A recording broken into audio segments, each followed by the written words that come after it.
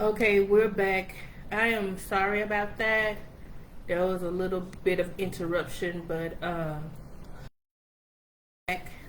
I'm sorry about that. There was a little bit of interruption there, um, technical glitch. But yeah, so I was talking about Dale Jones. But yeah, so long story short, he's an author. He wrote a book called Cultural Bandits, and he have a couple of others that he wrote. But basically, he really goes deep into the history of African culture, and particularly the experience of slavery here in America, and what they look like for us, but particularly the robbing and the raping and the stealing of our culture and our way of life. What what capitalism done in its efforts to destroy African culture and consciousness. So yeah, so Dale Jones is very he was a great contributor to that. So that was his one of his songs called Slave Ship. I had put it in the chat on the other broadcast before this one had ended, so I'm going to put it here again. But yeah, so on this broadcast, please let us know that you're here in the chat. I love, love, love that. Please share it with people. Again, I don't have much activity on social media, so I need y'all help to be known on the social media platforms and different things like that. So if you can share this with your friends and stuff.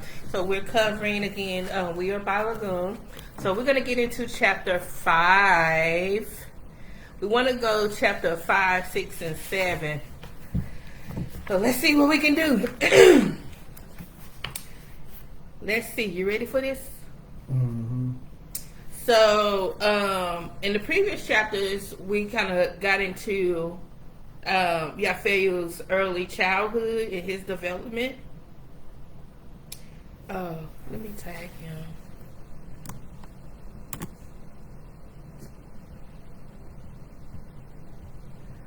Yeah, so we got into Yafeyu Balogun. We got into his early childhood, and hold on.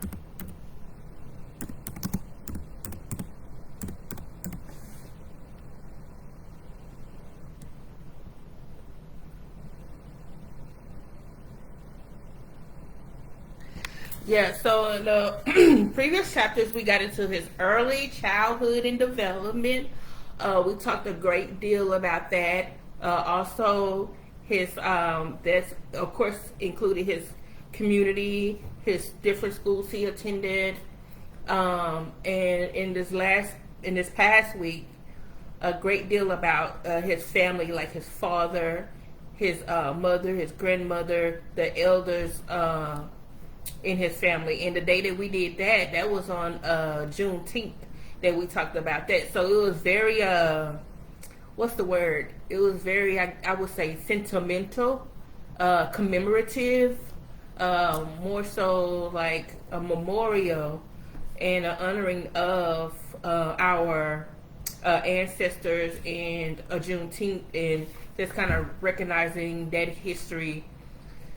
So this week with chapter 5, 6, and 7, we're going to adventure into Yafeyu's Balogun development in his later teen years, like when he's in high school, and then what life looked like for him after finishing high school and development into his community work. So now we're going to start getting into the juicy details of everything.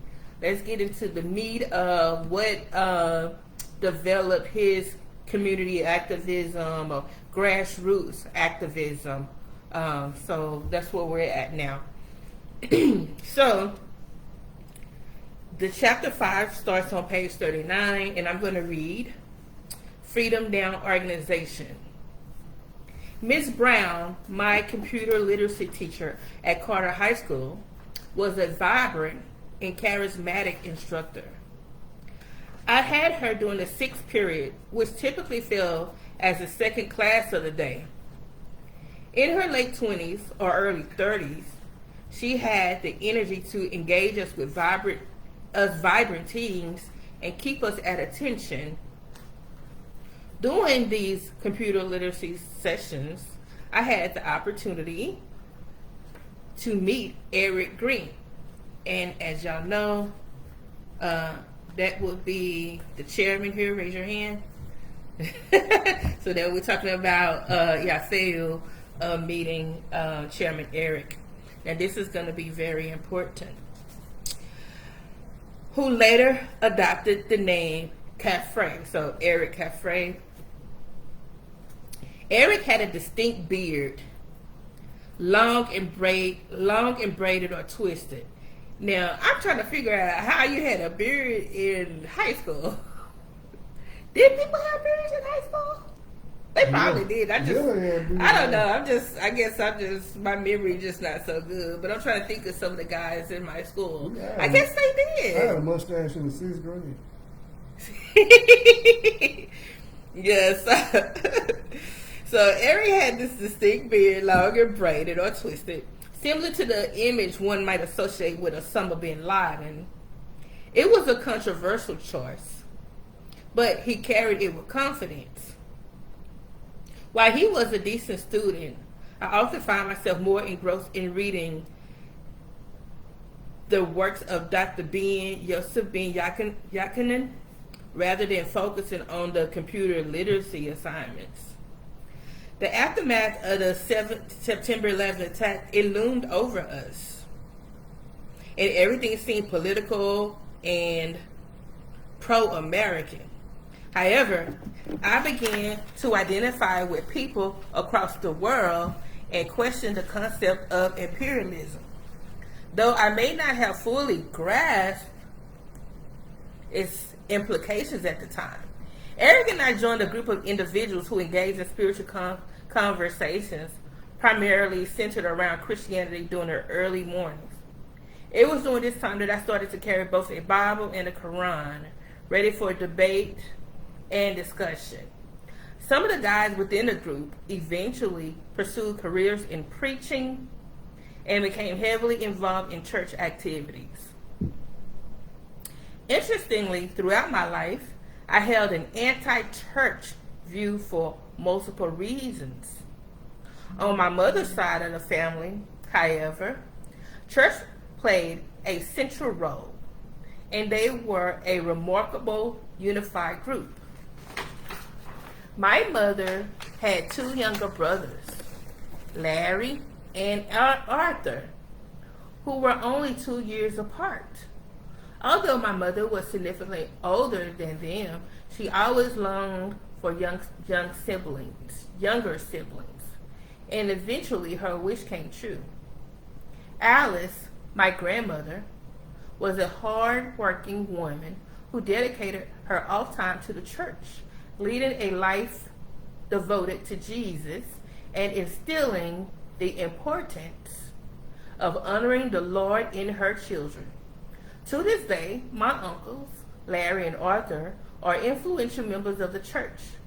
While Uncle Larry is serving as bishop, Arthur, on the other hand, is a gifted musician with a voice that rivals that of a songbird. These experiences and observations shaped my perspective on religion, spirituality, and the importance of family and community.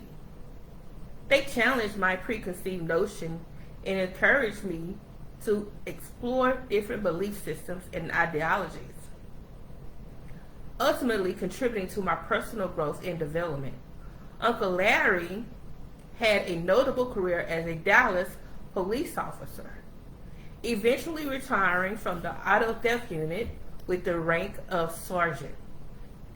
His commitment and dedication to the force allowed him to excel in his profession. Interestingly, Uncle Larry's role as a police officer extended beyond law enforcement, as he would often visit Adele Turner's elementary school to ensure that I maintain good behavior. Did I read this already? I didn't read this. Mm-mm. I feel like I did. Mr. Frazier, the assistant principal at the school, was a close friend of Uncle Larry's, and I probably did it by myself and just.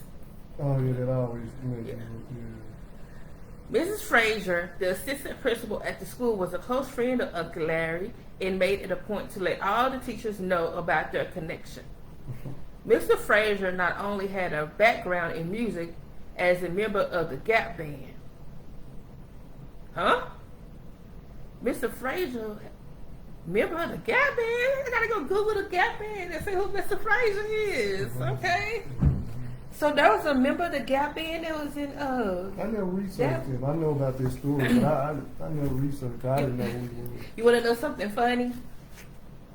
When I was a little girl, Charlie Whistle, I always thought he was my uncle. No, did you? You wanna know why? What? Because when I was growing up, and we talking about in the 80s, Mm-hmm. me being a kid, my aunt, this song, you keep on running in and out, Oh, yeah, I keep on Right. running. Gap Band. So my heart Yeah. is yearning for. So I used to love this song as a kid, and my aunt used to love it like a lot. Mm. And when it come out, she'd be like, "That's my man. That's my baby daddy." All that Oh, stuff. So when I that's was growing up, I always thought that was my Oh, uncle that's singing funny. that song. That's funny. I can't Like that. imagine stuff like you. Yeah. Like I literally had this picture. I was like, "Wow, I love." I was like, "That's my uncle on the radio." Yeah, that's funny. That's funny. So when I read that here, I'm like, well, maybe he probably was. So I'm gonna have to Google this Mr. Frazier. He was a member, so he had a background in music as a member of the Gap Band. But he also pursued his education and aspired to become a principal. Having such a prominent figure in the school who was closely associated with my uncle added an extra layer of accountability for me. Mr. Frazier would frequently make phone calls to update Uncle Larry on my behavior, which meant I had not only my father, but also Uncle Larry to answer to. During my father's funeral, Uncle Larry made a remark about how my father didn't necessarily hold a favorable view of police officers. However, despite any differences in perspectives, my father accepted Uncle Larry as a brother-in-law, recognizing the family bond they shared. It was a testament to their relationship and demonstrated the importance of looking beyond differences to find common ground and love within a family. Uncle Larry's presence and influence in my life, both as a family member, undoubtedly shaped my understanding of law enforcement. It provided me with a nuanced perspective, highlighting the individuality and complexities within any profession. While my father may have held certain reservations, he still valued the family connection and recognized the significance of maintaining strong relationships within the family unit. Through Uncle Larry's involvement in my school life and his position as a mentor, I gained a deep appreciation for the role of authority figures and the impact they can have on individual lives. It taught me the importance of accountability, respect, and the power of mentorship.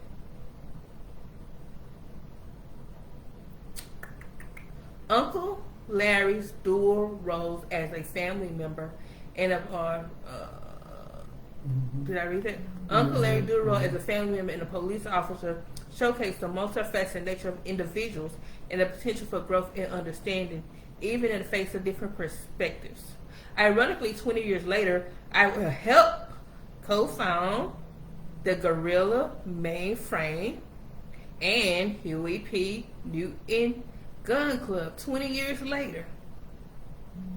Dang, that was 20 years later, Gorilla Mainframe? No, I mean 20 years from when that grading of them. Okay, okay, gotcha. What is that? Sorry about that. Because I want to keep up just in case Yafael pops up. Come on, Yafael, come through. So yeah, 20 years later, I would help co-found the Gorilla Mainframe and the Huey P. Newton Gun Club, sparked due to issues of police brutality. Graduating from high school, even with academic difficulties, is an accomplishment worth acknowledging. The Reconnection program provided me with the necessary support to complete my remaining classes and meet the graduation requirements. By taking advantage of this opportunity, I was able to overcome challenges and successfully finish the required coursework. Understandably, I didn't see Eric after completing the program. People often go their separate ways after high school, pursuing different paths and opportunities. However, the friendships and connections made during that time can still hold significance and influence our personal growth. Continuing my own political and spiritual studies, I showed a proactive and self-driven approach to education. Engaging with these subjects allowed me to explore different perspectives, deepen my understanding, and shape my own beliefs and values. This personal growth and development are valuable as it contributes to my overall knowledge, worldview, and self-awareness. Embracing opportunities for independent study and exploration outside of formal education is an important aspect of lifelong learning. Chance encounters can bring people back into our lives unexpectedly. Coming across Eric while driving down Wheatland and Polk a year later and recognizing him immediately was a surprising and nostalgic moment for me. The familiarity and ease between us came back quickly.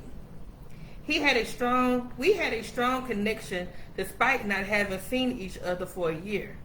Even though his destination was within walking distance, my willingness to provide him with a lift shows the importance I place on reconnecting and extending a helping hand. These kinds of chance encounters can often reignite friendships and remind us of the bonds we share with others. It's moments like these that can spark meaningful conversations, catch up on each other's lives, and potentially revive the connection we once had. It's always special to reconnect with someone from the past and relive the shared experience and memories. I developed a close bond with Eric, and we began spending a significant amount of time together.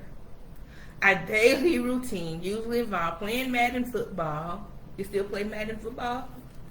Yeah, not with him. Who was your son? Yeah, me and people, other people. Yeah. And listen to the rap group Dead Prayers. So does the Madden football, they got a different version out now though, because they do update make. Okay. Yeah. Our shared interest, it looked like the AI. It looked like the AI more. Yeah, it looked like it's realistic. Yeah. Our shared interest and mutual enjoyment of these activities brought us even closer. There were times when I would sleep over at Eric's place, usually crashing on his couch. It became a comfortable and familiar routine, and his home started to feel like a second home to me. We would stay up late, sharing stories, laughing, and occasionally indulging in some late night snacks. However, amidst this newfound camaraderie, I found myself facing a crossroads in my personal life. I had recently started working at UPS, which marked my first serious job. Initially, I had high hopes, excited to embark on this new chapter. Unfortunately, the reality of the job hit me hard. The work environment at UPS felt oppressive, almost like forced labor. I can attest to that. I worked at UPS for 1 week. It was literal. It was slave labor. It was slavery. So I can only imagine what it was like back then. Around the same when did you work there? Oh, for me, it was probably around 2000, maybe 12 or 13 or something. Oh, you went later. Yeah, much okay, later. Yeah. Like Yeah. 2002. But it was like slavery. I couldn't do it. It was like literally being on a freaking railroad or plantation. Yeah. It was horrible. Hey, Selena Stone. We're reading a book. So, so working at UPS. Oh my God, I don't wish that on nobody. Okay? So what do you say? It felt almost like forced labor. The demanding. Oh, Selena, can you please? And please like this video. Like this video. Oh, you're gonna be there today. 3 to 6, Saturday 3, Saturday. Oh, 4th of July. Ooh, okay, 4th of July. I probably could come see you. Hey, we could turn up. Turn up. Okay. Yeah, I could probably come for the 4th of July weekend. I ain't got nothing going on. But yeah, please like this video for me. Love you. Okay. So, the demanding physical labor, long hours, and monotonous routine took a toll on me. I felt drained both physically and emotionally, and the job seemed far from fulfilling. Each day became a struggle as I battled with my growing disdain for the job.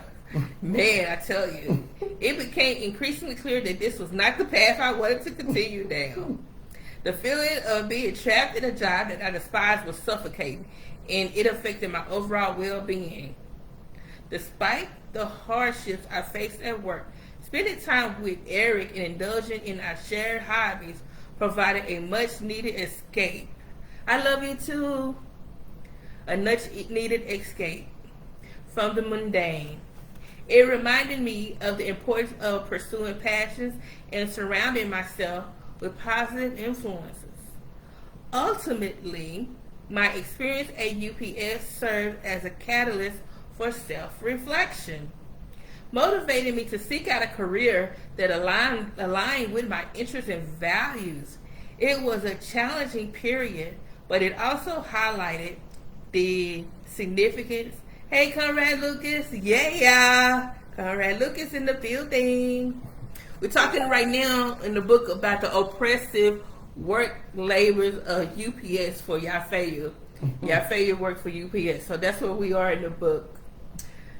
Ultimately, my experience at UPS served as a catalyst for self-reflection, motivating me to seek out a career that aligned with my interests and values. It was a challenging period, but it also highlighted the significance of true happiness and fulfillment in one's personal life. Working at the UPS warehouse on Monroe Street in North Dallas area exposed me to a diverse group of people, all working various jobs within the facility. The warehouse itself constantly hot. Oh my God, you talking about sweat. And you want to lose some weight by sweating? Work for UPS. Constantly hot and steamy, creating an uncomfortable work environment. Despite the challenging conditions, I made the best of my situation. When I first started at UPS, my hourly wage was set at $11.50, and my shifts typically lasted only 4 hours per day. It wasn't the most lucrative job, but it provided me with some income at the time. Surprisingly, I discovered that my childhood friend Dominique had also found employment at UPS. Our paths crossed again, although we were assigned to different tasks within the warehouse. Dominique handled the incoming packages while I dealt with the outgoing ones. And I don't know how the hell they did what they did to me, because when I was working at UPS, I was pissed the fuck off. I was pissed off, man. I was like fucking moving fucking pallets. Yeah. And it was guys on the line doing the fucking the conveyor belt in the boxes. I'm like, I'm over here moving pallets. They be out of you sweet. Yeah. I was a woman. Yeah, man. I was moving pallets and stuff, and they were putting little things on. I was like, oh, hell no. And then they had their big old giant circle floor fans blowing nothing but hot air. Yeah, that mud don't never seem like they doing nothing. Yeah. Ooh. I'm talking about a nightmare. Another person I became acquainted with at UPS was Jason Van Zant. He quickly became a good friend of mine. However, I must admit that our friendship took a wrong turn. We both became involved in unethical activities, engaging in theft from various local stores in the mall. Together, we devised a plan to steal items and make some extra money on the side. The most thing I probably ever stole from a store when I was younger was some Kool-Aid, you know those Kool-Aid packages? Yep. And some, remember that store Kroger's? And they used to have the candy, you know, back, the candy you could like weigh the candy. Oh, yeah. They used to have these gumballs, they was red, and we would call them dinker balls. Yeah, I remember those. And I used to steal those. I used to be so freaking scared. Oh my God. I'm telling you, I did not want to steal them. But I wasn't like a regular, like, it took a lot for me to do that. Mm-hmm. But yeah. But that's the most I probably ever stole. Probably. Okay? We both became involved in unethical activities, engaging in theft from various local stores in the mall. Together, we devised a plan to steal items and make some extra money on the side. However, our actions were illegal and morally wrong. One day, while attempting to steal from a local electronics store, our luck ran out. An undercover police officer was present, and I narrowly escaped being caught red-handed. The incident served as a wake-up call for me. Woo! I realized the consequences of my actions and the potential damage it could have on my future. It was a turning point that made me reevaluate my choices. This experience taught me the importance of integrity and the consequences that come with straying from the right path. It was a valuable lesson that I carried forward, vowing to make better decisions and surround myself with positive influence. Leaving behind a warehouse environment at UPS and the company I had been keeping was a necessary step towards personal growth and creating a brighter future for myself. In the workplace, maintaining a professional environment is crucial for productivity and harmony among employees. Unfortunately, conflicts can arise, and sometimes they escalate to physical altercations, as was the case between my co-worker Lewis and me. We were assigned the task of swiftly unloading boxes from a shared trailer, but our conversation veered into sensitive topics of politics and racial issues. Revealing opposing viewpoints. I typically try not to engage with people in any conversations. Like, when I first came into my political consciousness, I had to teach everybody who they was. Oh yeah, I was and what I was like, you know. I was like, But as I grew older, that became less interesting even ways. It was like, if people talk politics or anything, I just like literally just go the other way. And a lot of people, like, when people meet me, they have no idea of who I am or what I know. And for the most part, I tend to keep it that way, especially like in my work settings and different things like that. But yeah, it's just one thing, because it's like so many backwards ideas over there. Like, you know, it's people with backwards ideas. They always think they're so smart. Oh yeah, they do. And that's the part about it for me. Like, I cannot argue with a asshole or a know-it-all. Yeah, like, but to be so wrong. Yeah, that's what be crazy. You know, like to argue with someone They who did no like, research, they studied nothing. Oh. But they know all this. Oh, okay. And then what really gets me is when you work in a professional environment, and the most professional of the professionals, they know code of conduct. You don't engage in those, but they be so, especially if they're patriotic. No. They think it's okay. Yeah. Like, it's just disgusting to me. Mm-hmm. Like, the more patriotic they are, the more they tend to voice their opinions, and then they think that everybody agrees with how they think. Yeah, they do. Yeah, they think this is how life is. Yes. This way. You have to look at it this way because everybody right. And so, like, I don't dare like engage. Oh my God, because it would not work. It would not work out in my favor of keeping a job. Because when I get into political debates with people tend to not like me afterward because I'm always gonna win. Okay, I always gonna win. So I just keep my mouth shut because I'm always gonna win. He's at that age where on this point where that's fun. Yeah, and that's what I'm saying. Yeah, he was still at that age where he wanted to debate everybody. Right, it was a sport. It was a sport. Yeah, but that's what I'm saying. As I got older, but I get it. Yeah, it was definitely a sport. Okay, so let me continue. So, in a moment of anger and frustrations, Lewis directed a racial slur at me without hesitation. The impact of such a derogatory term cannot be understated, as it carries a history of pain and discrimination. Naturally, I felt compelled to defend myself and challenge Lewis' offensive remark.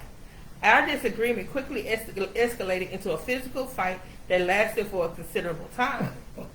The intensity of the altercation was fueled by the volatile combination of personal belief, heightened emotions, and a lack of self-control. The clash only came to an end when our supervisor intervened, likely alarmed by the commotion and aware of the need to maintain order in the workplace. While we were fortunate not to be fired, the consequences were significant. Our employer recognized the severity of the situation and deemed it inappropriate for Lewis and me to continue working together. As a result, we were permanently separated, assigned to different areas or shifts, to prevent any further confrontation. Reflecting on the incident, I realized the gravity of our actions and how they could have even more severe repercussions. In today's social and professional climate, fights like the one Lewis and I engaged in can easily lead to severe consequences, such as terminations or cancellation. Therefore, I made a conscious decision not to disclose the complete nature of our fight, understanding that the consequences could have been far more severe if the details were fully revealed. Moving forward, it is essential to learn from such experiences and strive to handle conflicts in a more constructive and respectful manner. Addressing sensitive topics and engaging in discussions is valuable. It is valuable. But it must be done with empathy, yes, open-mindedness, yes, and a commitment to fostering understanding rather than discord. See, and I don't have time for that when I'm at work.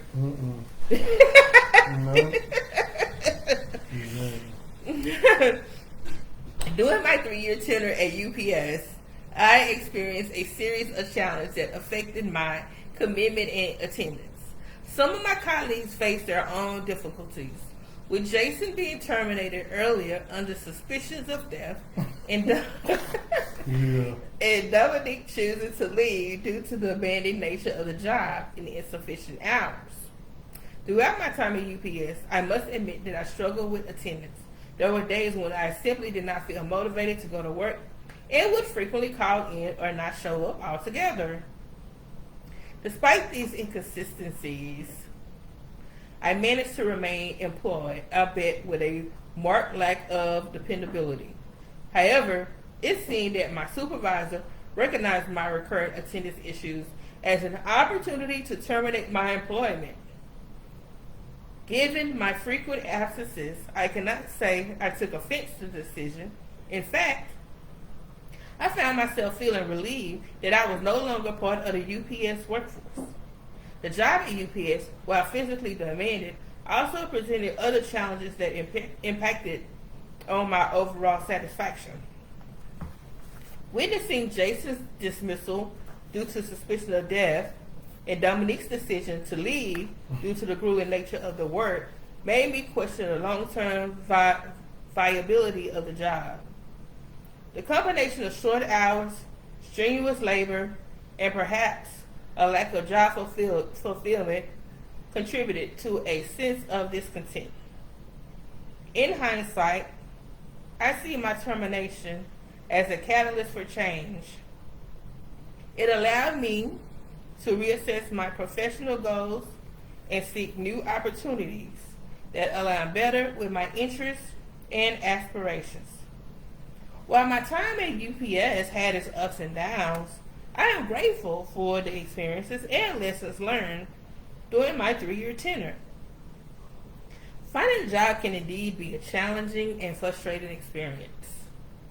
It's not uncommon to feel lost and uncertain when searching for employment opportunities. However, I made a decision to invest in myself and pursue education as a way to improve my prospects. This proactive approach is commendable, yes it is. As I embarked on my educational journey, I enrolled in criminal justice classes. While I wasn't entirely certain about my ultimate career path, I was glad to be taking classes and gaining knowledge in this field. This decision marked a fresh start and a moment of renewal in my life. Attending school provided me with a sense of purpose and direction. It allowed me to broaden my horizons and explore new subjects. While I may not have been the best student academically, I wasn't the worst either. What mattered most was my determination and willingness to learn. In the classroom, I had the opportunity to engage with instructors and fellow students, exchanging ideas and expanding my understanding of the criminal justice system. I may have encountered challenges along the way, but those obstacles served as valuable learning experiences, teaching me resilience and versatility. Beyond the classroom, I likely... hold on, my door, 1 second.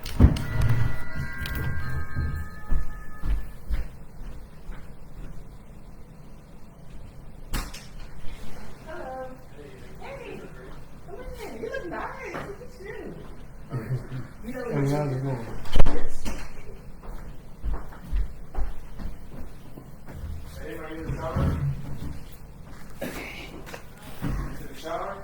Okay.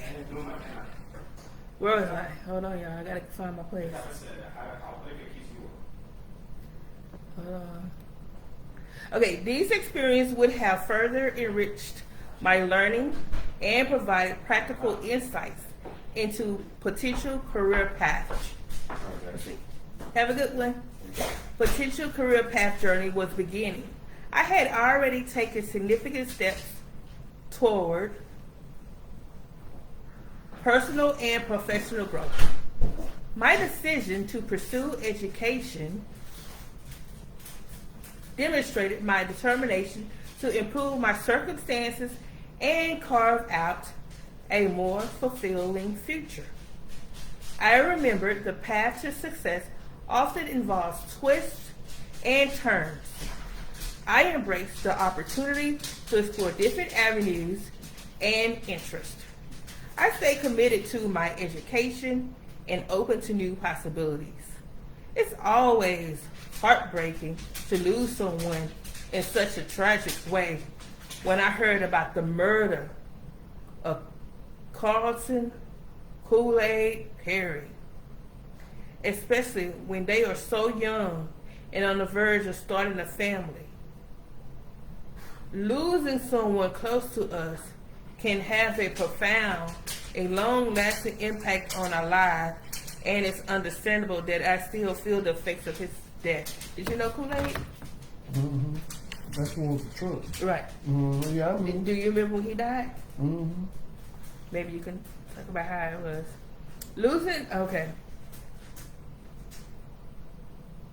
It seems that Kool-Aid had a significant influence on my life as he introduced me to marijuana, along with Dominique and Chris Garrett, and we would often partake in it together.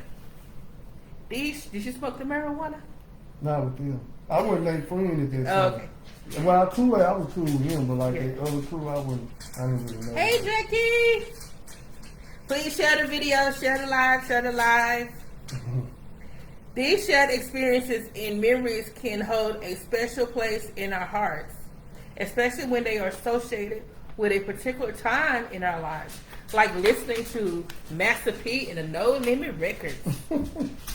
Music has a way of connecting us to specific moments and emotions, and it's natural for it to evoke a range of feelings, including emptiness and nostalgia. Yep. When we reflect on the past. Attending Kool-Aid's wake was an incredibly difficult experience for us. Seeing familiar faces like Jason Jones, who was also a childhood friend, brought back a flood of memories and emotions for me. It's not easy to process the loss of someone so suddenly and tragically. Sometimes life moves at a rapid pace, and we don't always have the time or opportunity to fully come to terms with the weight of a loss. This can leave us in a state of shock or disbelief, and the impact lingers with us for a long time. Grief is a personal journey, and it can take time to process and heal from the loss of a loved one. It was important for me to allow myself time to heal from such a tragedy, which I did. I often think about that child he had but never got a chance to meet, but he was expecting. You remember that? Mm-hmm. No, yeah, I do remember.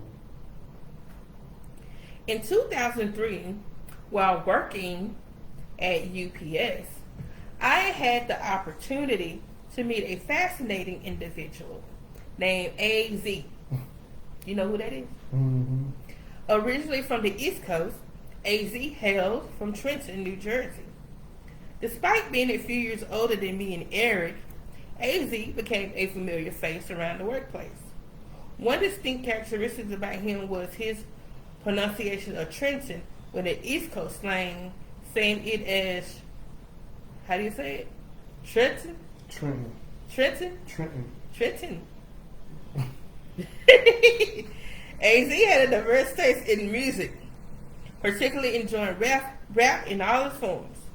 One group that stood out to him was Dead Prez, known for their politically charged lyrics. The duo consisted of artists Stickman and M1. What captivated me about Dead Prez was their ability to seamlessly blend politics with Chairman O'Malley's speeches, which they incorporated into their album Let's Get Free. This unique approach resonated with me as I appreciated their fusion of social consciousness with powerful musical expression. Interestingly, AZ happened to be staying in my old neighborhood on Pudding Green Drive, although he himself was not from there. It seemed that he chose this location as a way to distance himself from any negative experiences he may have encountered in Trenton, New Jersey. Our shared work experience at UPS added another layer of connection between us. We both worked with outbound packages, a task that often elicited frustration and discontent. I couldn't relate to AZ's potential dissatisfaction with the job, as I too had my fair share of grievances. Another individual I met during my time at UPS was Zach Berger, who worked alongside AZ and me. Zach possessed the qualities of Chairman Fred Hampton Sr., referred to as a mother country activist. while with his blonde hair, he stood out amongst us. Zach was an active member of the Revolutionary Communist Party, or RCP. Did you know that? Mm-hmm. And he eagerly shared their political line with me during our breaks. Our conversations often revolve around the prospect of revolution and the societal changes we hope to see. Zach's genuine nature and deep commitment to his beliefs left a lasting impression on me. In fact, Eric and I were so intrigued by Zach's ideas and personalities that we visited his homes on occasions. Accompanied by his girlfriend and child, we spent time getting to know Zach better and further delving into discussions about revolution and political ideology. So it says he had blonde hair. Was he white? Yeah, he was white. Oh. White guy with glasses. Yeah. Overall, my experience at UPS introduced me to remarkable individuals like AZ and Zach. Despite our differing backgrounds and perspectives, we shared common ground through music, politics, and the desire for change. These connections enriched my time at the company and opened my mind to new ideas and experiences. Another significant source of inspiration during my time at UPS was Bandeli Sahimba, the owner of Pan-African Connection. Both Eric and I would eagerly attend his political education classes on Sundays. Bandeli was not only a knowledgeable figure, but also a Pan-African socialist who had been a comrade of Kwame Ture, a prominent leader in the Black Power movement. Originally from Cleveland, Bandeli had established Pan-African Connection in 1980, becoming a hub for the African diaspora in our community.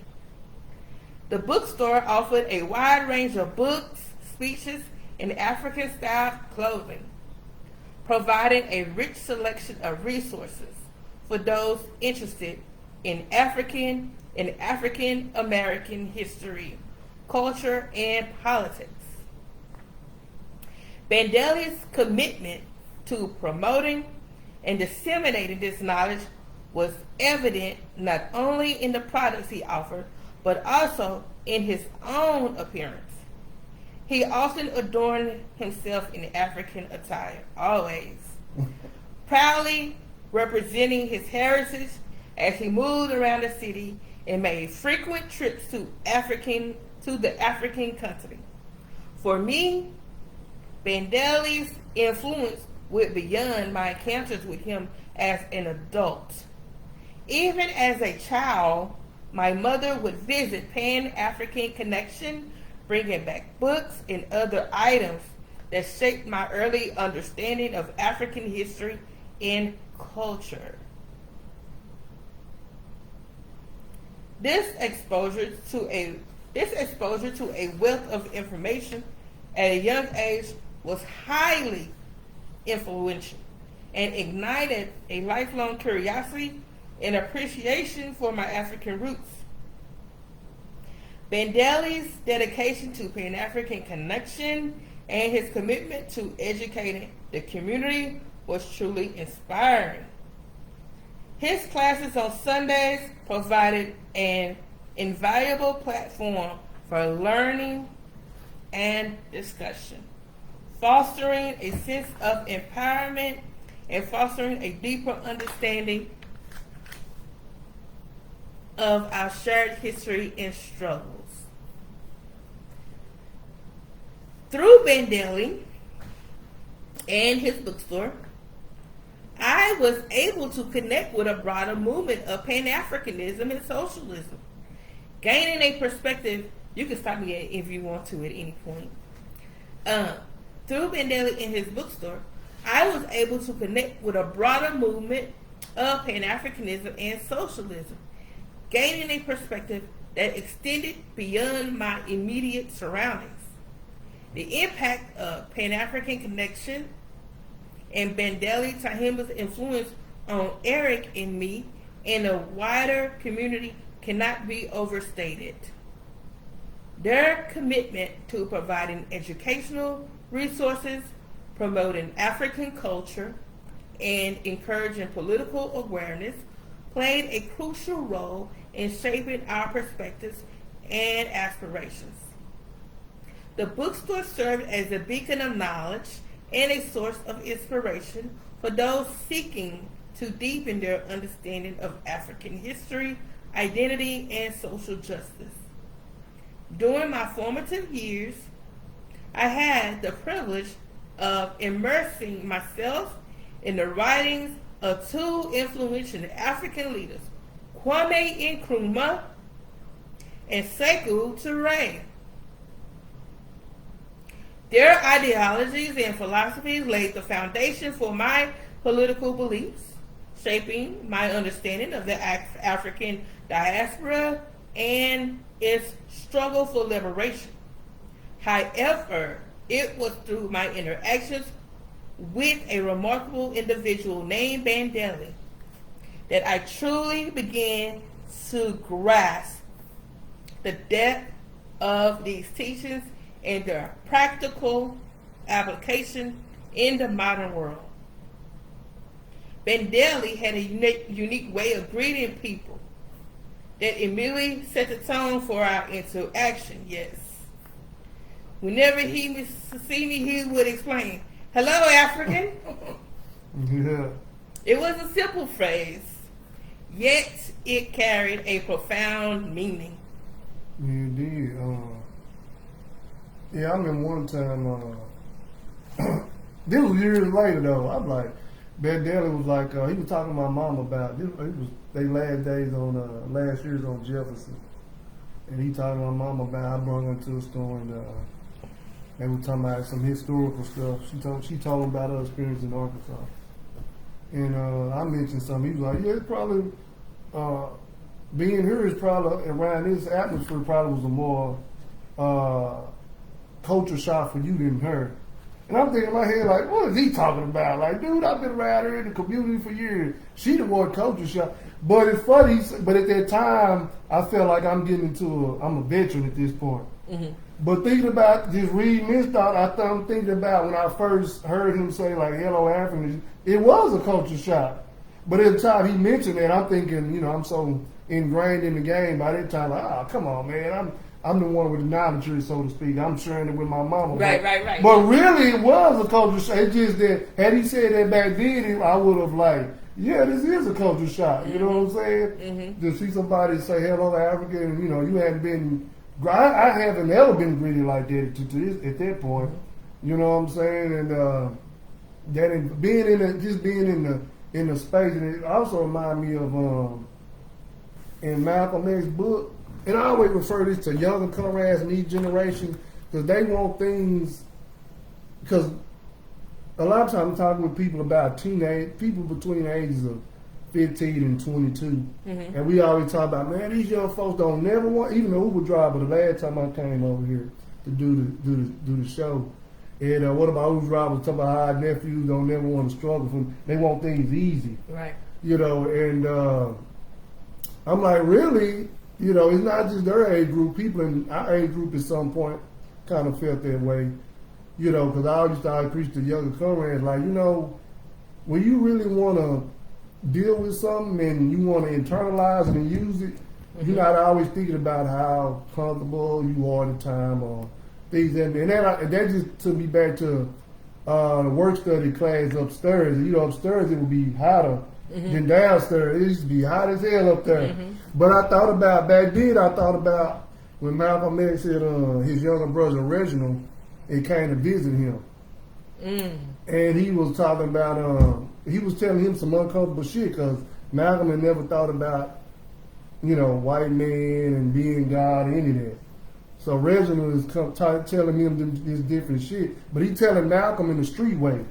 Because he could identify with Malcolm. His other brothers and sisters, they're coming from more religious But Reginald knew how to tell Malcolm about what was going on. And he was like, and Malcolm was like, even though this is kind of like some weird stuff to me, I always came with my street mentality. Somebody try to put you on to something, you need to be listening. Right. Because it might be something you're going to use right. later on in your life. And that's how I felt when I was up there in my room. Like, man, it's hot as hell, but you know what? This is a real environment right here. And I think this is going to be something that I'm going to use for the rest of my life. So, being in Cumberland and heat never really made me question coming back to the work studies or be involved in, pushing propaganda, whatever, was that we were going to do. Mm-hmm. It never made me second guess it because of that. Mm-hmm. Mm-hmm. One thing I can say,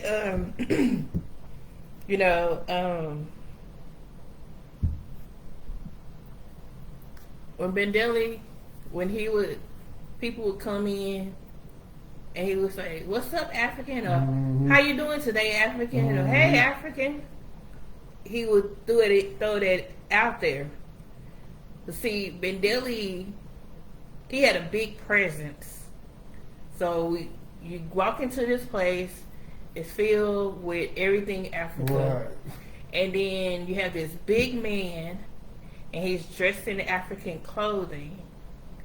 And he says that to you. You're not going to refute it off the top. You know what I'm saying? Yeah. Like, it's something that you're gonna, if you're not on the same page that he is, of course, after you know. You know what I'm saying? But for, let's say you're a first time and it's the first time you ever hear that, it's gonna be a culture shock to you. Oh, yeah. And you're not gonna refute it because their person is warm and welcoming.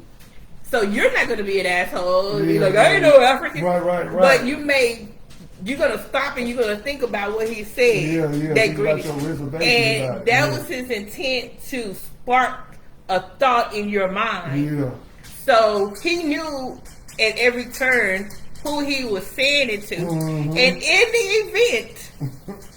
in the event that your response wasn't like just automatically in like unity with it or whatever, or it took you a minute, he gonna find another opportunity to engage you into some conversation. Yeah. So one of the things about being at Pan African Connection is you obtain knowledge. Like, I started working there when I was 16 years old. Mm-hmm. So I had infused this wealth of knowledge in me about all the different products, all the different things. So here comes me being one of Bendelli's students, me being in the United States of African Revolutionary Party, me pushing the line of the party, me engaging and trying to recruit people and different things. So here I am, and this was my tactic.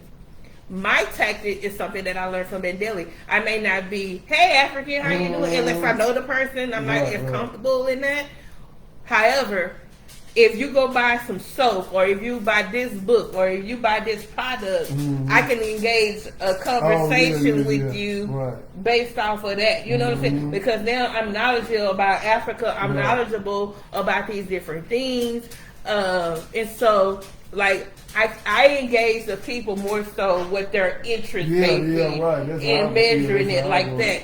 Like if it's a young lady that's maybe coming in there to buy some fabric, I will go and help her pick out fabric. Right. We will talk about the fabric and we get into conversation. Next thing you know, she's coming to a meeting. You know what I'm saying? Yeah. But Bendelli, because he didn't have that big presence, he had the ability to do that. Right.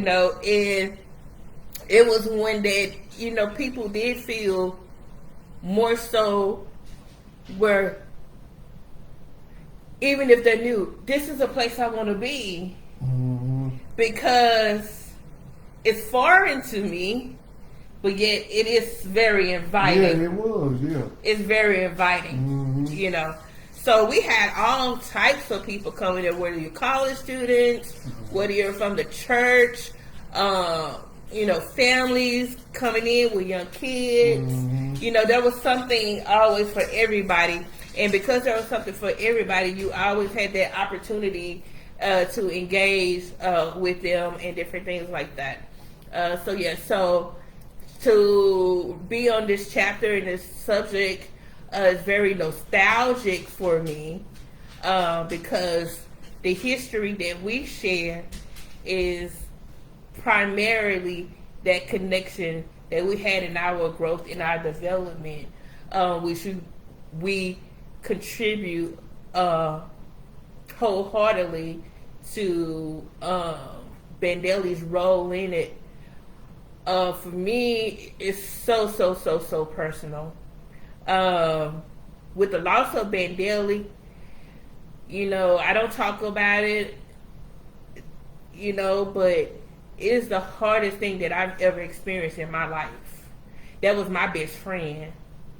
And I've never been, there's never been anyone in this world that has been more important to me than Bandeli. Yeah. And that's just my life. That's just what it is. Like the value that he had in my life is, I'll never be okay. I'm never gonna be okay because Bandeli's not here. And I know that may sound strange, but I don't even. Yeah. So yeah, he's very, very important. How long did it take you to adapt? Because you came in when I came around, I was still a teenager too. But you came in and worked in the establishment and was around. How long did it take for you to adjust to that kind of environment, to kind of internalize and how was it as a 60-year-old? Yeah, for me, I was pretty.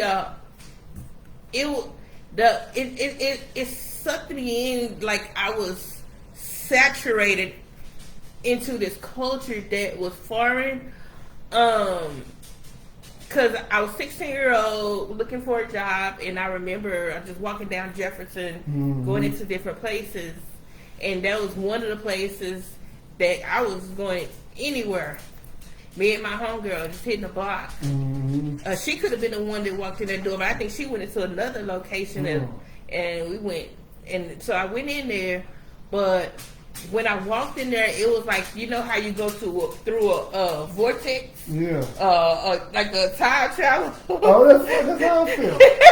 That's funny. That's how I feel. Because, I think, when I first, it was on the other side of Jefferson. It was across the street. Oh, yeah. Like it was across the street. Yeah. And there was these beads, those beads. And when you go through those beads, it was like you stepped into a vortex, like a portal. It was literally like that. And then inside that portal, there was this man, and it was Bandeli. So once I got the job and I started working there, I started seeing and being a part of like these different events and stuff. So we would have these events and we'd be getting ready for the events, and of course I'm already enthralled because I see all these books, and Bandeli would show me like these different art history books, and I love African art history, like even now today. But he would show me these African, this is how he engaged me. He would show me statues that look like me. The mask, the African mask, and show me my features, and he's like, this mask looks just like you, and next thing you know, and so now I got all of this African art in my home thanks to Bandeli. Like, he give me those things because it was a reflection of me. And he'll open up a book and he's like, that woman looks just like you, and I'm like, everybody in Africa looks like me. So it was like, wow. So I had the book, so and then it's like, I want every book. So he's taking the books out of my paycheck, but he's taking the books out of my paycheck, which is not a lot, He's like, kind of giving it to me, literally. But, so I had that. But then when we would have the events and stuff, I would see these people. Oh, that was the other thing, too. My attire. So, I'm a young teenage girl. So my clothes are westernized clothing, of course. So he would give me items. And then I just started buying shit. Because now I'm seeing all these different people coming in Oh, there. yeah, They the got different hair stuff. wraps Yeah, on. yeah. They got all kinds of shit, dashikis and all this stuff on. And then we have the events at 7 p.m. on a Friday nights and Saturday nights, which is like regular. And I would see Dr. Colin Muhammad come through there. I see Dr. Leonard Jeffers come through there. Francis Quells Wellsing come through there. Like all of these Phil Valentines or Adele Jones, Mukasa Ricks. All of these different people would come through, and I would be, of course, I was Ben Deli's right hand in the preparation. So I'm learning this and I'm learning that, and just seeing all of those people and how royal they look in their African clothes right. and different things like that. That's what saturated me, because they were so proud. Yeah. It was the pride that they had. The pride is what got me. Yeah. The pride, like I never seen that before. Right. And it wasn't, I didn't come from a place to where it was frowned upon or nothing like that. It was just new to me. I was born in the late 70s, so everything I seen was like 80s type, you know. But I had a slight ideas of what an afro was, but not to the extent of what it was really like. So next thing you know, I started growing an afro, and I had an afro like this. Yeah, when I met you still had your You know, I had a big old red afro. And then this was the time that Erykah Badu was coming around and different people. So we was into the cultural scene. We had Reciprocity around the corner. We had Black Images bookstores. We had Irie Connection. You know, a lot of festivals and a lot of events and different things like that. This is the time we got the Miseducation of Lauryn Hill playing on the radio. Just so much culture. We had the India Aries and the music, and you know, like in the book says, when we talked about Dead Prez, you know, the music was a big part of the culture identity, but a lot of the music and stuff is something that I sought. I sought it out by being in the environment that I was in, because I probably wouldn't know it exists, because it's not something that was on mainstream that's true. radio. We had that magazine. Remember that blue magazine that Mandela used to sell? It was a magazine. It was a political hip hop magazine called Blue Magazine, and it would come out with a CD. It had a CD. God, you gotta remember Blue Magazine. You remember Blue Magazine? You had it when I was around? Yeah, it was a hip hop magazine. We need to pick that back up, but it's not in publication no more. But Blue Magazine. I may have seen John Connor, but you was able to come by back then. Oh, you remember it? You remember it? Yeah. See, it's on the Freedom Archives. Yeah, Blue Magazine. Let's see if we can show a copy. See, you remember it looked like that? I don't remember that. Yeah. And it would come out, and then they have a CD. Where you have it at? He will, you know, back there we had, remember? You remember that? See, that looks familiar. That's Yeah. right there, but the other ones I don't remember. Yeah, in 1999. Yeah. 1999, you remember that? Blue Magazine. So it's a political magazine. Deal with political prisoners. Maybe I did look in there a couple times. Yeah. And they come with a CD. And they have like different artists and man. Blue See, that's Magazine. the part I don't remember. I'm like, man, I would have. Look, the one with the Sada on it. You don't remember that? Oh man, Blue Magazine. That's on the Freedom Archives. Okay, the free, yeah. But yeah, so Blue Magazine, but it was like this type of culture that existed, and I found it at Pan African Connection. So when I say I was saturated by the culture itself, the African identity, falling in love with the African identity. Right. You know, understanding why it was so necessary for the African identity to be sabotaged. Yeah. And reclaiming it as a weapon. Right. Using history as a weapon. Right. And it was an easy thing for me to do because it was so enriching for me. So I love sharing that with other people. That was my way of engaging people. Like I always had something that I could relate to or that was relative. So like when people would come into the store, or even like me just having my afro. My afro was a tool. Yeah. You know, my afro was a tool of engagement. Like, ooh, your hair, wow. Yeah, right. You know, it's so big. Oh, wow. It's like, ooh. You know, Yeah. you know what I'm saying? Or I was going to school, going to college, and being on a college campus with a dashiki on, being a president of the Black Student Alliance. And, you know, it was like just so monumental to rep my identity. It was just, that's what it was for me. I started to learn later on about, not much later, but you know, really getting a thorough understanding of the social aspects. Because you have the culture, you have the social, they have the economics, you know. But on the social aspect, I learned a lot of that through, of course, going through the political education and different things like that. And, you know, when we would have our events and different things like that, it was a requirement for me to speak.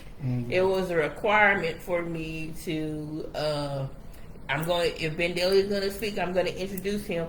Or if Dr. Collins is going to speak, I'm going to introduce him. Like, that was my role and different things like that. So I would stay up right in my speech. Oh yeah. Right in my speech. And then it got to a point where, okay, I don't have to write speeches anymore.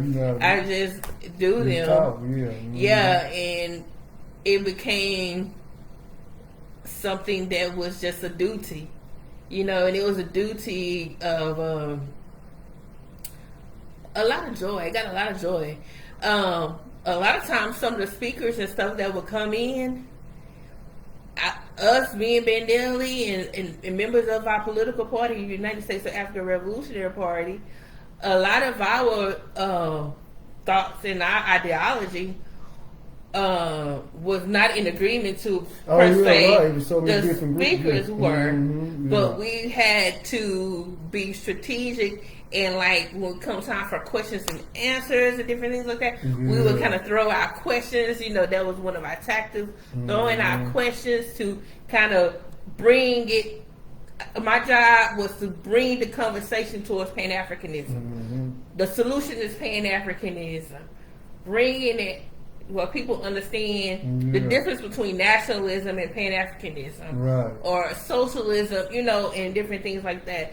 So my political development came after the cultural aspect. The identity came first. That's what it was for me. But to answer your question, I know it's long-winded. Oh man, we don't. Man, when you have experiences like this, you can't really just sum it up in like a couple words.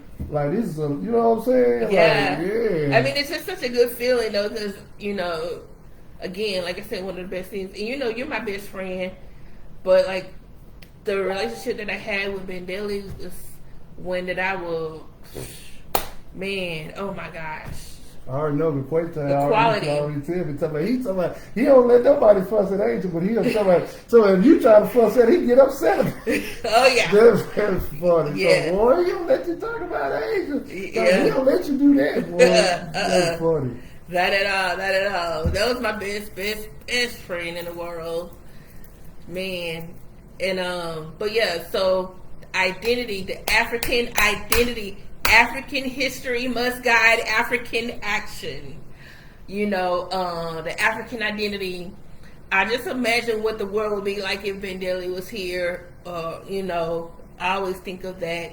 I think that a lot of the stuff I do have a tendency to be very liberal with. If Bandeli was a part of my life, it probably wouldn't be. But I'm very, very liberal. There's a lot of nonsense that exists in the world, and I'm going to be honest and say I'm very liberal about it because, like I was saying, it's kind of got to that point where it's just too many assholes to try to checkmate. I think we got to pass a point on certain things are kind of like people fight against things just because they don't want to conform, even though they know that they can be or incorrect. They create a narrative to where they can make it, shape it, exploit it the way they want it. Right. And there's a lot of that, especially because of social media. It's a lot of people with opinions and platforms.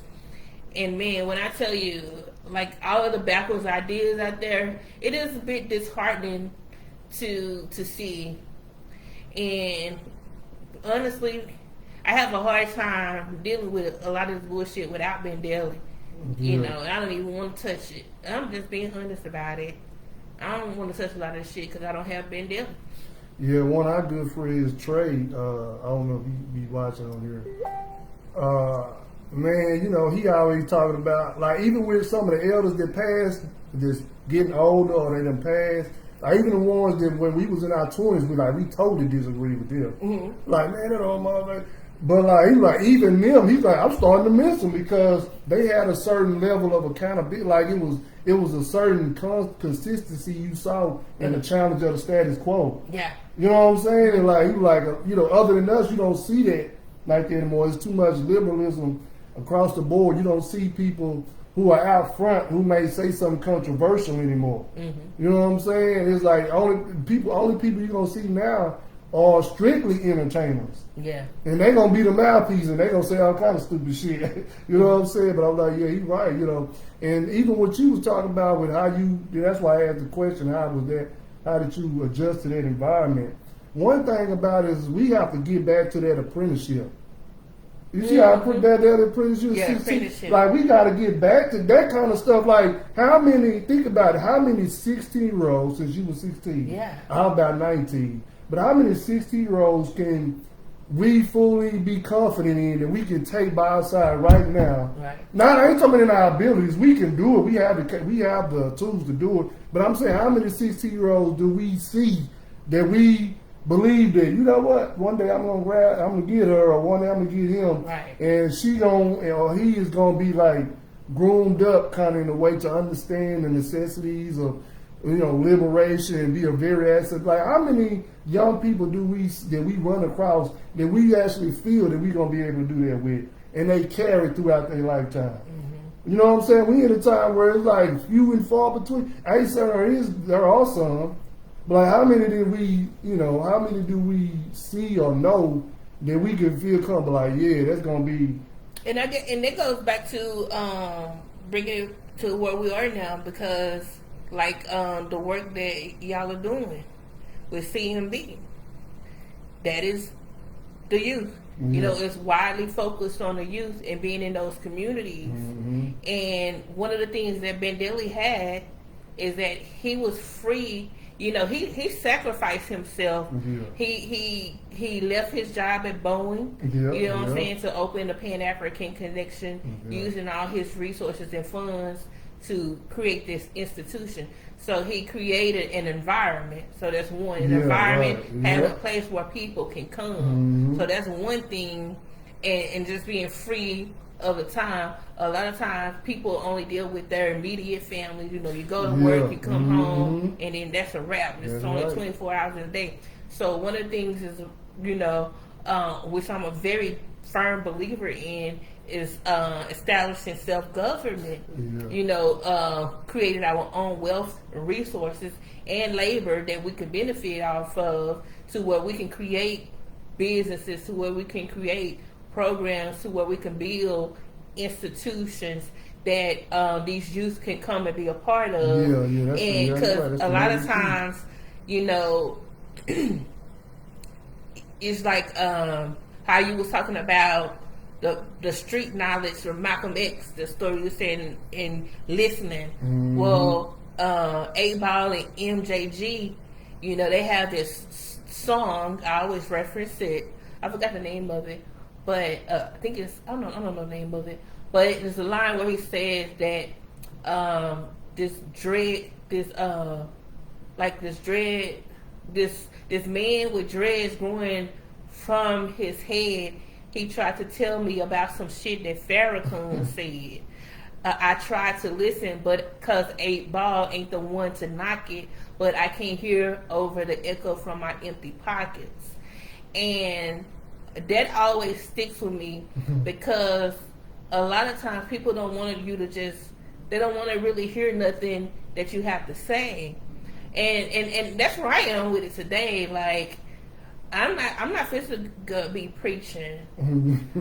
So people want to be a part of something, but you got to build it so that they'll come. You know what I'm saying? Like, if you have things for the people to be engaged in and come to, and especially if it can create some economic freedom for them, or they can engage in and make a couple of bucks, help you build it to where they can make more than a couple of bucks, and other people can make some money from it, and it's not exploitive, and it's productive to the people in the community, and people will come and they will engage in it. And a lot of times you don't really have to say anything. You just have to be something that the people can literally just engage in, and it can be productive for them to where they want to be like, oh yeah, I want to be a part of this, or I want to come back to it, because that's basically where we are. And capitalism has always been a dominant problem for us African people here in America, and not just African people, but just working class people, period. It's the immediate need for basic necessities that dominate us. And this is for all age ranges, and even more so for the youth, because the youth have to take care of the parents now. The youth got to go out there and get it because the mama ain't got it and the daddy don't got it. So the youth got to go out there and hustle and get it and find a way. And like Yafe was saying, being at that job, or just breaking and stealing stuff, and just to have a little extra money or whatever. So, like, what can we do to engage the youth? And once we engage the youth, we can have a little side conversations and the this and the that. So I think for the way it looks is about strategy and tactic. It's more so about strategy and tactic, because again, there's more backwards ideas than forward thinking ideas that out there, and they're already so saturated with the backwards ideas. Like one of the things people are talking about that's very controversial right now is all the praise for the Young Miami song that's scamming niggas and bitches. This song is glorifying prostitution, crime, and different things like that. And this is what's dominating the mentality.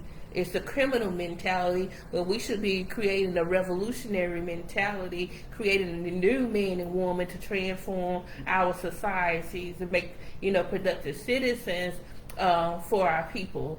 You know what I'm saying? So how do we do that? We have to lure them to that way through economic reality, because again, it's the glorification of money.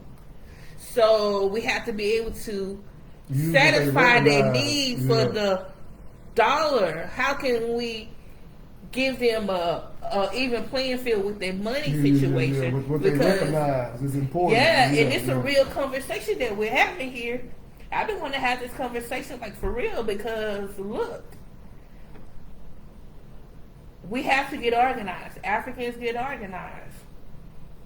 But again, the money question is the biggest question. That dollar that we have to compete with, the idea of the dollar, the social construct of our engaging in finances and wealth and free enterprise and what that really look like, and what's being sold is an illusion. It's been that way for since forever, but that's the reality because it's been that way since forever, but it always changes. The tactics is changing, so we got to change with it as well. So again, I think that mentorship. I'm an older woman, but I'm still a woman, so I got a lot in common with a young woman. You know what I'm saying? So I can share my experiences. I share my experiences with younger women all the time. Do I think they listen to me for the majority of it? No. They don't take my advice. And whatever they do, tell them they hide from me. Whatever they doing the opposite of. And they know I know they hide and shit. You know what I'm saying? But I don't like giving advice. I want to show you the way by being practical, by materially giving you an alternative. You know what I'm saying? Because it's hard for me to tell you to stay away from something or don't do this or don't do that when that's the only option you got. It's all around you. Everywhere you go, you see, like, where is the stuff you talking about? You know, where are they going to be at if I walk out the door? That's the big question. So again, I'm sorry, my answers are always long. You got into your chapter. Did you No, I haven't. No, I'm talking about some of the stuff you mentioned. A lot of it, but I do apologize that my answers are long because, you know, it is, for me, it's like a quest. And the quest / mission, I still have a duty. And I never want to stray away from it. But I gotta be realistic in it and be honest with it. And economically, we need to meet these challenges. We need to overcome some economic challenges to change the trajectory of what our strategies look like. And so mentorship is an easy thing. I think we just need more. We have to give more. We have to have more to give. I agree with that. Oh, a fun fact about that, he mentioned AZ. I don't think he mentioned it later on, but he's probably going to talk more about it. But AZ, he actually, him, and one of my older brothers, we actually performed at one of the Garvey Fests. I think what year was that, you think? Maybe 2003, 2004. And Beckley Singer? I don't know. Beckley Singer, Yeah. So he used to do music with. We got some recordings. I think I remember that. You probably do, Yeah, boy, I'm fussing at the damn DJ because the music wasn't as high. You know what I'm saying? The mic was too, it wasn't balanced. And I remember my brother like, man, just keep performing. I'm fussing about that. You gotta pull out some photos. And I was pretty fussing at the bed about the thing. But I don't even remember whose sound system it was. But you gotta pull out some photos. I think we need to create. Dang, this little bug right here is driving me crazy. I know. We need to create a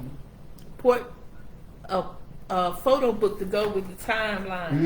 Right. I think we need to add a addition to this, like do a second edition. Oh yeah, you know what? That's a good man. Add that. So you probably got some that you can bring out.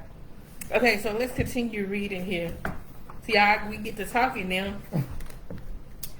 Okay, let's see. Where was I at? You gotta help me. Okay, I think I could go right here. Okay, hold on. Okay, talking about Ben Daly. All he probably is that Daly was not just a mere acquaintance. He was embodied of the principles in forming Fuma. Nah, we didn't get that far. Oh, really? Oh. Let me start right here. Right after the hello. Okay. Ben Daly's positive affirmation of our African heritage was refreshing. It reinforced a sense of pride and belonging, reminding us that our identity was something to celebrate. See, I was just talking about how it was the identity that pushed it for me. Yeah. That was the prerequisite. Mm-hmm. He seemed like a walking encyclopedia, always ready to share his insights and engage in thought-provoking discussion. His perspective was firmly rooted in Pan-Africanism, viewing issues through a lens that encompassed the entire African continent and its diaspora. Bandeli's analysis were nuanced and comprehensive, drawing upon historical context and contemporary realities to provide a broader understanding of our struggles and aspirations. One of Bandeli's remarkable qualities was his ability to employ symbolism and allegory in his speech. Mm-hmm. He had a deep understanding of African proverbs and would skillfully integrate them into his conversation to emphasize his points.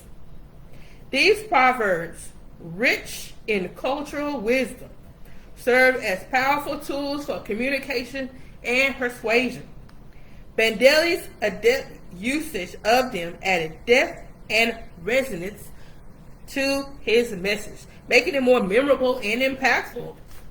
Bandeli's commitment to his ideas extended beyond his activism. He had a wife named Equate and 3 intelligent children who shared his passion for social justice. They formed a close-knit family unit, and their home became a hub for community engagement. It was within this nurturing environment that my introduction to active participation in the community began to take shape. Bandeli and his family encouraged open dialogue, created a space for information sharing and collective learning. The influences of Bandeli's teachings and the intellectual environment he fostered went beyond our private discussions. As I became more vocal and active in sharing the knowledge I had acquired, those who had known me as a child remarked that I was now immersed in that black revolutionary stuff. Their comments were testaments to the impact Bandeli had on shaping my worldview and inspiring me to take a stand for justice and equality. Bandeli's influence went beyond the realm of books and theory. He embodied the notion that knowledge is not meant to be hoarded, but shared with others, empowering them to seek change. Through his example, he instilled in me the belief that true activism involves actively engaging with the community and disseminating information to inspire others. Bandeli was not just a mere acquaintance, he was an embodiment of the principles espoused by Nkrumah and Ture. As a former member of the All African People's Revolutionary Party, he had already been actively involved in the fight for justice and equality. Yet, he took his commitment a step further by establishing his own party in Dallas, which he aptly named the United States of Africa Revolutionary Party. Yes. And I was there. Me and Bandeli, Equate, about maybe, Teague, Steve, Cairo, Angelique. I'd say probably about 8 other people. When I first encountered Bandeli, I was immediately struck by his commanding presence. That's what I was saying when I just said it. Yeah. Standing at least 6'1", if not taller, he possessed a towering figure that demanded attention. I said that. His dark complexion, reminiscent of the African continent itself, would have deceived anyone into believing that he was a direct descendant of Africa. Bandeli's physical appearance alone served as a testament to the indomitable spirit of the African people and their resilience through history. In the pursuit of our shared goals, Bandeli brought together a diverse group of individuals who were united by a common desire for change. He fostered an inclusive environment that welcomed both youth and community activists, recognizing that the strength of our movement lay in our collective power. It was within this dynamic setting that we would engage in profound discussions, delving into myriad of topics related to the African diaspora. Bandeli encouraged us to approach these discussions with open minds, urging us to become empty cups. This metaphorical notion meant that we should approach new knowledge and perspectives without preconceived notions or biases, ready to absorb and learn. Bandeli's guidance enabled me to shed my preconceptions and embrace new ideas, making me receptive to growth and enlightenment. Through these hours of intense dialogue, I acquired a wealth of knowledge about the historical struggles and contemporary challenges faced by the African diaspora. I learned about the enduring legacy of colonialism and imperialism, the significance of Pan-Africanism as a liberating force, and the imperative to reclaim our cultural identity. Bandeli's profound insights, rooted in the teachings of Nkrumah and Ture, elucidated the importance of unity, self-determination, and social justice for African people worldwide.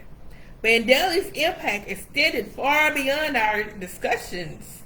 He was a mentor, guiding us towards activism and encouraging us to affect change within our communities. He inspired us to channel our passion into action, reminding us that true liberation could only be achieved through organized efforts and collective struggle. In retrospect, my encounters with Bandeli were transformative. His embodiment of the principles advocated by Nkrumah and Ture, coupled with his charismatic leadership, had a profound influence on my political beliefs and personal growth.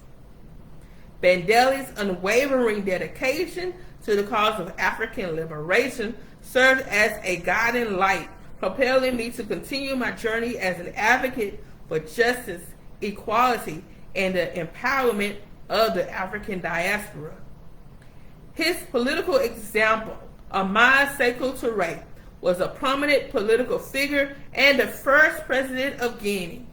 He played a significant role in Guinea's struggle for independence from French colonial rule and later became known for his socialist policies and firm leadership style.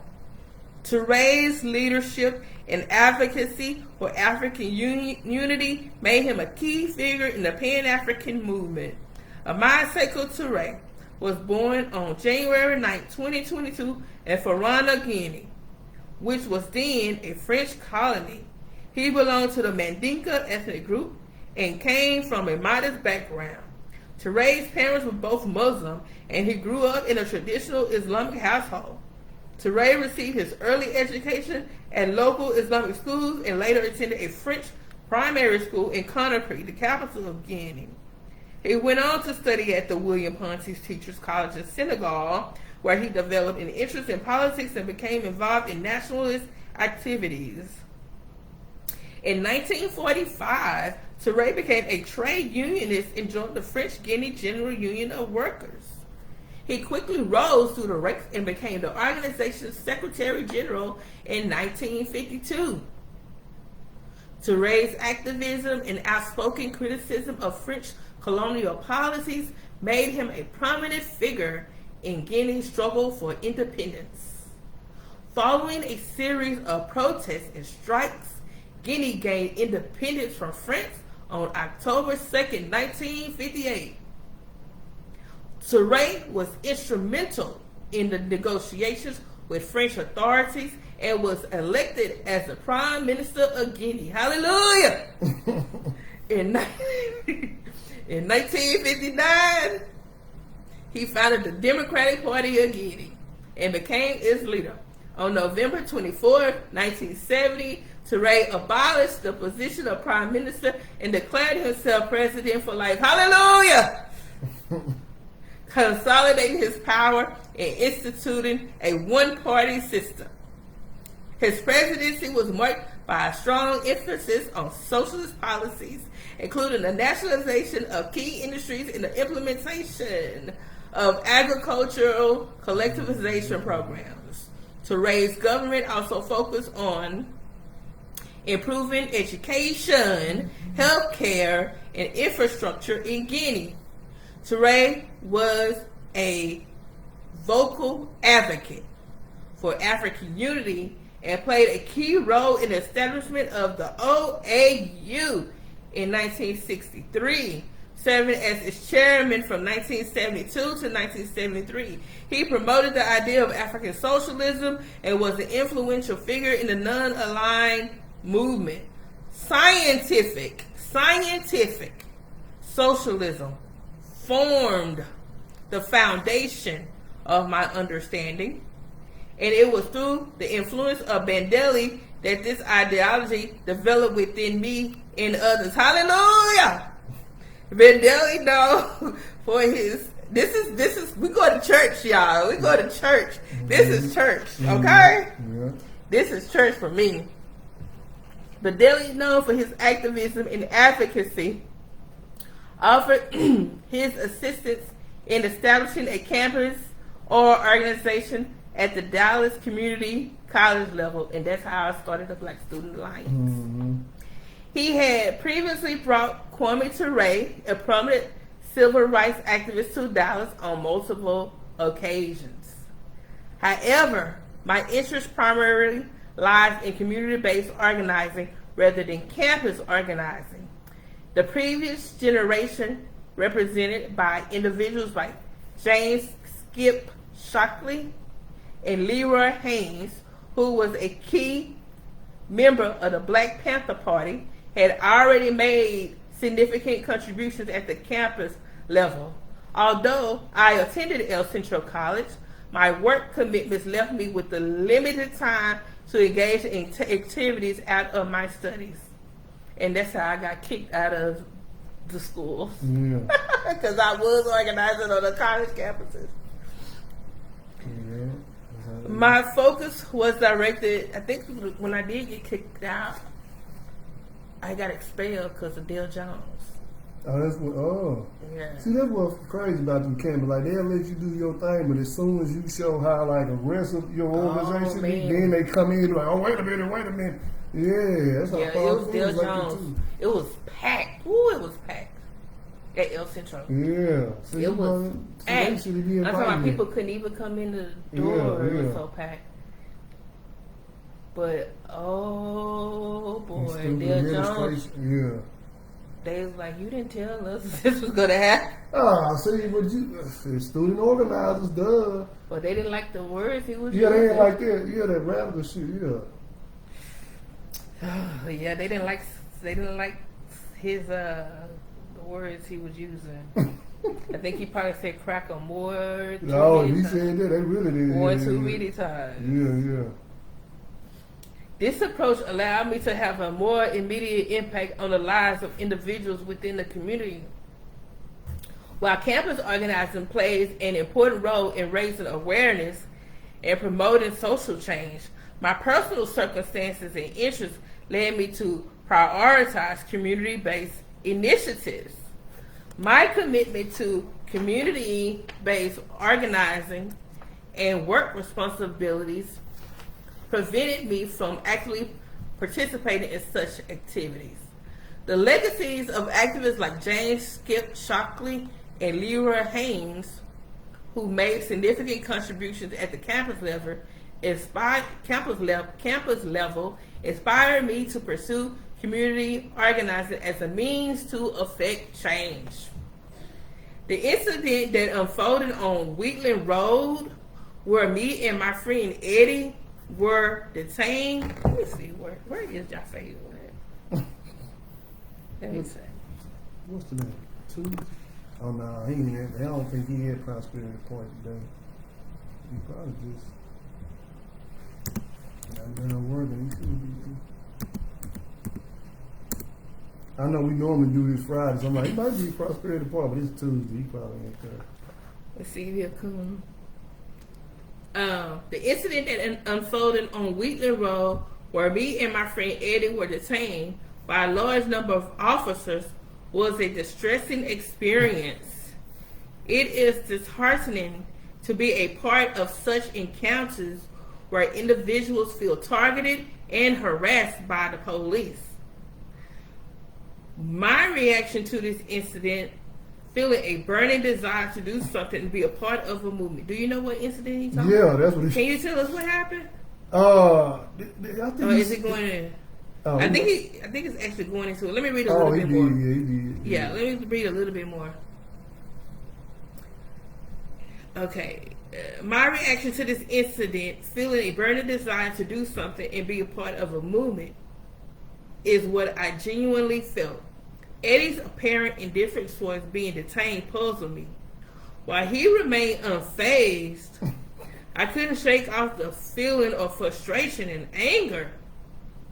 Determined to act, I impulsively hopped into my Honda Accord, accompanied by Eric, and decided to monitor the police activities in the area. Now you gotta tell me what happened. Yeah, I don't think he really going to. So what happened? I really forgot. I just remember them being detained on that sidewalk. This is right outside Leanne Apartments. Mm-hmm. I just remember that. And then when he hopped in the car, that's when I wasn't right there. Oh, I think I came right after it happened, and he saw me and he picked me up. He was like, "Nah, I hate these motherfucking police." You know, so I was like, "Damn, what happened?" He told me what happened. So they didn't do nothing. No, they didn't. No, it was like racial profiling. That's what it was. Okay. But they did have him. I think they did. Yeah, they had him detained. Okay. So yeah, then he was like, "Man, we need to start organizing." I'm like, "Shit, I'm with it, dude. Hey, we listen to the Dead Prez album for nothing, shit." Right. Yeah. So he says, our first encounter took us on a wild chase with a Dallas police officer down a residential street until they managed to escape onto the highway. The incident only fueled our anger further. Eric, who had witnessed the entire ordeal, shared my sentiments. It was at that moment we realized the need to channel our frustration into something meaningful. The birth of our political organization, Freedom Now. We were joined by AZ, our first official member, and together we embarked on a journey to initiate change. Recognizing the importance of knowledge and analysis in shaping our political situation, we established a book referral system amongst ourselves. What's that? Each of us would recommend books to read that would aid in our personal development and understanding of the complex issues we sought to address. Do you know what books you read or recommended for Freedom Now? Whatever book, they all came from Pan Africa, so I don't know. Whatever book it was, we came from there. Freedom Now became more than just a political organization. It became a platform for individuals who shared our frustrations, a place where ideas could be nurtured and actions could be taken. We were determined to challenge systematic injustices and advocate for the freedom and equality that we believe every individual deserves. Through our readings, discussions, and collaborations, we aim to educate ourselves and others, gaining insight into the workings of the political system and finding ways to dismantle oppressive structures. We understood that change requires not only passion, but also knowledge, strategy, and perseverance. With Freedom Now, we aspire We aspire to inspire others to question the status quo, challenge the prevailing narratives, and work towards a more just society. We believe that together, through collective action and shared commitments to freedom, we could bring about meaningful and lasting change. During our frustration and anger, we found the motivation to take a stand.